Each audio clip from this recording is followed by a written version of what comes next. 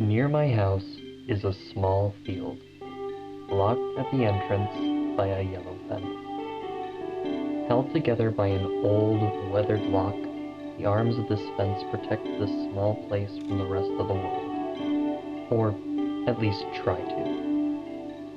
Yet what strikes me so oddly about this is that the field has no purpose, no visitor. It's dirt unreachable unless someone is willing to break the rules sent by the silent, yellow watcher. I think of this fence, and I see myself. The words on endless pages, the projects I've started and never finished. They all sit here, on this field. This is what an artistic block would look like in real life. The greatest potential blocked by the most superficial of boundaries. And yet, it looks so daunting. But that's what boundaries are, superficial. When we breathe deeply and take a moment to dissociate the large end goals with our step-by-step actions, what we find is a clearer focus on how we'll get those bigger, grander dreams. I want to help you break free of this anxiety, so we'll do a little exercise together.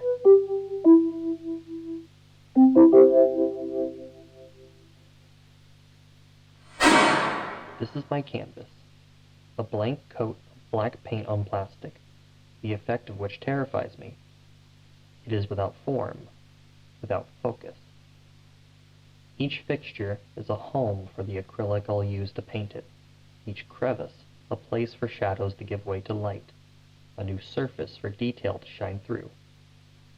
It is both inspiring and overwhelming, not just the model itself, but the feeling it gives. It is the same as a white canvas, the blank page, an open timeline, an empty DAW. Every artist fears the vast that is their work before creation. Now breathe. Take in the air of the room. Your canvas may be empty, but your head is not. There are 1,000 little voices telling you where to start, how to finish, that you should have been finished by now. None of those matter.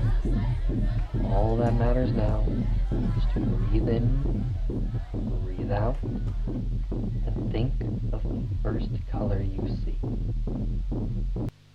You've got it? Good. Now we can begin. All we're going to think about is this one color. Now take your hand and brush that color on the palette. Let the rigidness of your wrist dissolve into gentle strokes, and let the color bleed onto the surface. Sometimes you'll be tempted to rush, but that's okay. Right now we have one task in mind: to get as much of that color onto the model as possible.